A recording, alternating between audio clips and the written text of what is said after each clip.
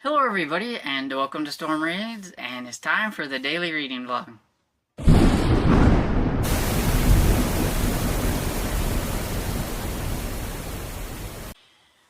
So good afternoon everybody. It is just a little bit after noon and thought I would hurry up and make a little clip here and then go down and fix lunch because I'm getting kind of hungry.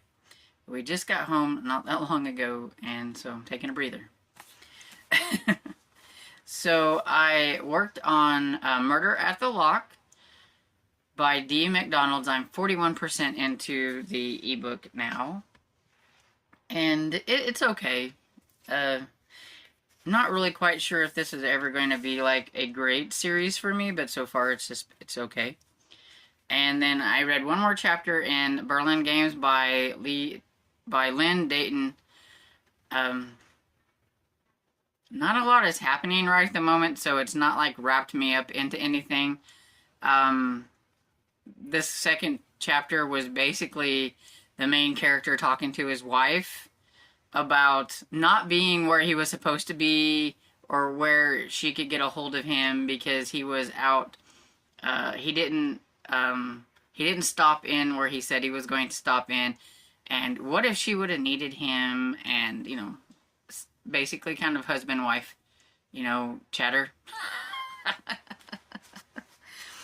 So, and then, you know, they're talking about one of the guys that he was working with and things like that. So, like, not a whole lot of stuff is really going on right now. This has 28 chapters in it, and so right at this moment, I feel like if I read a chapter a day, I will still finish the book by the end of the month. So if it's not going to be riveting where I want to read more than one chapter, at least I know I can probably get it finished by the end of the month. But right now, one chapter a day is fine. And, you know, I'm sure it's going to pick up. We're just, nothing's really happening right now.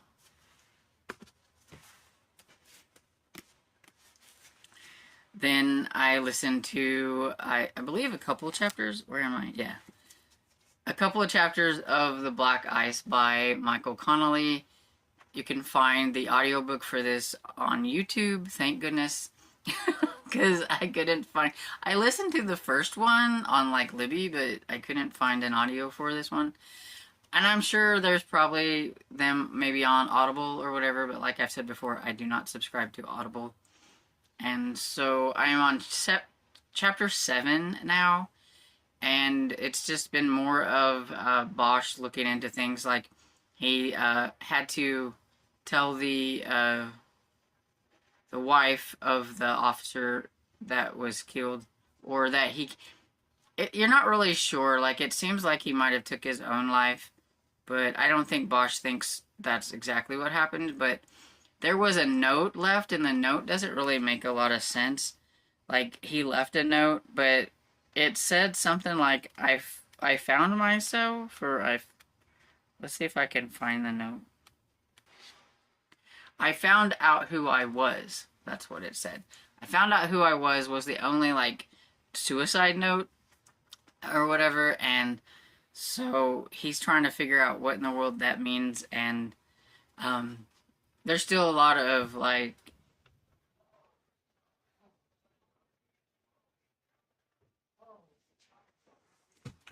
Okay, so I had to cut off really quickly because you've seen me pause and listen and whatever. Yeah, I heard my father outside and it sounded like he fell, and so I had to go check that out, which he did fall, but he had gotten back up before I got there, but he hasn't hurt himself, but he lost his footing on the porch or whatever. But I knew I heard something, and I panicked and ran downstairs really quick. But all is well. But I kind of lost my train of thought for the Black Ice. I think I was going to say that there's still a lot of, like, police bureaucracy type things and everything with, like, the internal affairs and Bosch and some of the other people. Like, I think the cop that died was having some dealings with that, and there's another one that's having some things to do with that, and also they seem to want Bosch out of the way because the one boss man gave him a whole bunch of cases that are still open that he wants Bosch to deal with, because this one guy, Lou, he's trying to say that he's wanting to, I guess, retire with some kind of problem. I can't remember exactly what it was, but like he's got fatigue or whatever and wanting to get out and everything. And the guy is all worried about the numbers, and they could say that they have like at least half the crime, half the homicide solved if he could find one case in the mixed all those that he gave him that he could solve really quickly and all that stuff. But I think it's just kind of a way to keep him out of this other thing that's going on, which we all know that's not going to stop Bosch. But yeah, so I think that's kind of what I had in my mind. I don't know, but it just kind of all went out the window when I heard my father outside. So, but anyway, that's pretty much all the reading that I done last night. Even though I said, see, I told you I wasn't going to read, but I read anyway and everything because I knew I would. And so I'm going to go downstairs and fix something for lunch, and then I don't know what's going to happen, because if I say I think I know what's going to happen, I never do that. So we'll just have to see what happens later. Hello everybody, coming back for the last clip of the day. I forgot to mention earlier that I was reading The Secret of the Old Clock by Carolyn Keene. This is the first in the Nancy Drew yellow spined ones, everything, so it's like the older ones. Okay, this says copyright 1959 on this one, but I think they're older than that, I think. Like, I think they're from the 30s, aren't they? Tells you how much I really know about Nancy Drew.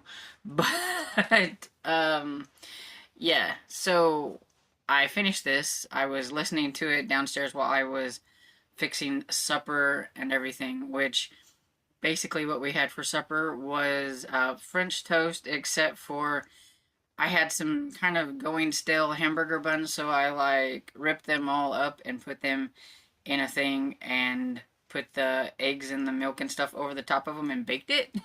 It was very good. It was a nice way to get rid of stuff that was going stale, and I didn't want to throw them out. So, you know, didn't want to be wasteful. It was very good, though.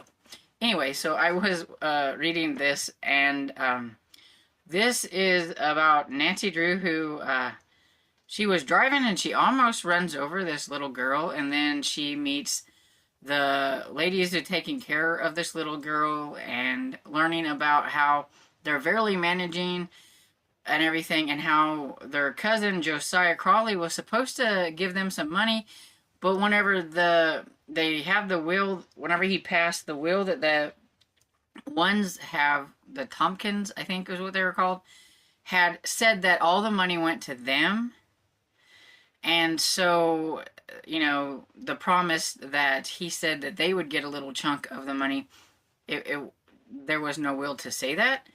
So, of course, Nancy meets some others that were supposed to be inheritors of some of this guy's money, and it seems like he was fairly wealthy for back then and wanted to share the wealth with some of his family members that were kind of destitute and kind of down and out. They didn't have a lot of money, and there was like two brothers, and there was two like sisters, and then the ones here taking care of the little girl, and I think an older lady, and you know, just there's several of them and everything. And as Nancy is talking to each one of these, trying to figure out if there could have been a later will that could be used instead of the ones that these other ones have, because they have two teenage daughters that Nancy knows that they're not nice. They're very uppity and stuck up and things like that, and I think Nancy wanted to take them down a peg. And so she's searching for some kind of information about this will, and it ends up leading her to an old clock and everything, and she has to try to find that. And so, yeah, it's not too bad. It's my first time reading Nancy Drew, actually. Well, I take it back. I did start reading this a while back, like, I don't know, a couple years ago. And for some reason, I got distracted and only made it like 11% into it. So, technically, this is really my first time reading the whole story and everything, but I had started it. And, I liked it. I think I still, at this point, I still think I like the Hardy Boys better, but that could be just because the Hardy Boys is what I read first. But yeah, this is very different from middle grade mysteries of today and everything, since she is like old enough to be driving and all that kind of stuff. And but yeah, she's very, very nice.